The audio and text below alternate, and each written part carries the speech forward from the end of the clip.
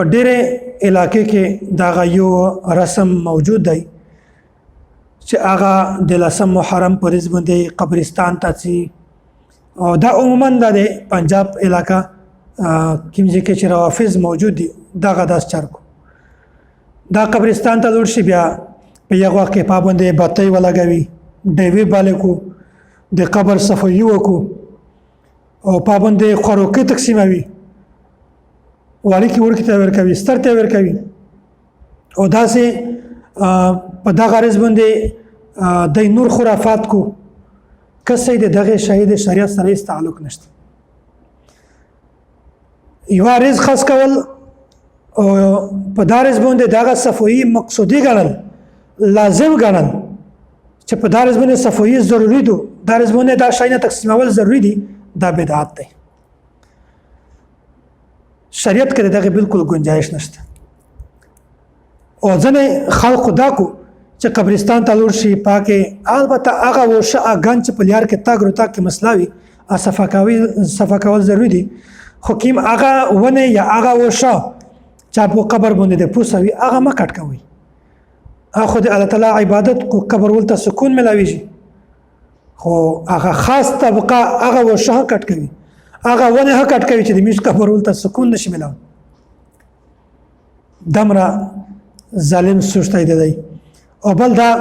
چې په دارې زبونده زنه شزونه د 10 محرم پر زبونده شزونه قبرستان ته چی ولته دی بدعات رسومات په دا شاینه کې مبتلا وي د فتنه اندیشناوي غلطه چارې کو تفصیل نه درته بیانومه هر انسان به دا باندې شپېږي نو په داسې رز باندې شزونه قبرستان ته ما پرېږدي عام روټین مطابق سړی د عبرت ته پورا قبرستان ته تلای شي شزونه تلای شي سړی تلای شي خو د سړی په نگرانی کې چې دغه شزا صرف دعا وغوړي الله تعالی نه دغه انسان مغفرت دعا وغوړي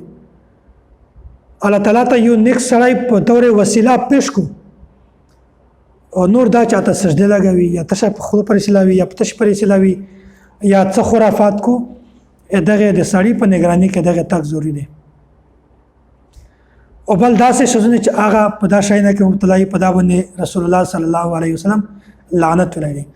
لعن رسول الله صلی الله علیه وسلم زائرات القبور داسې شزونه چې هغه قبرستان تازي خرافات کو فتنه کې مبتلا بدعات کو غلط رسمینه کو په داسې شزونه باندې الله تعالی لعنت ولري او داسې والمتخذین علیها المساجد او داسې هغه خلق چې هغه قبرستان قبر سجدهګاه جوړ کو اته سجده لګوي سجده دي جوړ کو شرک کو داسې باندې رسول الله صلی الله علیه وسلم لعنت ولایي نمبر 3 والسرج او هغه خلق چې هغه قبرستان باندې ډیوی لګوي شمع په بلوي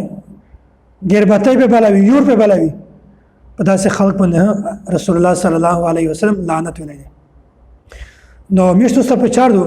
چې د عبرت ته پورا قبرستان ته شزونه خپل نگرانی کې وي او د خرافات نه د بدعات نه او د داسې رسمي نه میشتو ټول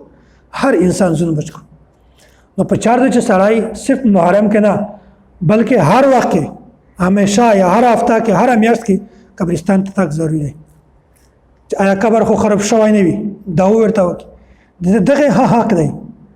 صرف د ژوندۍ حق نه د مړي حق دی په میشتوس باندې حق دی خو میشتوس هغه حق نشي ادا کولی الله تعالی د میشتوس د بدعات نه او د رسومات نه په حفاظت کې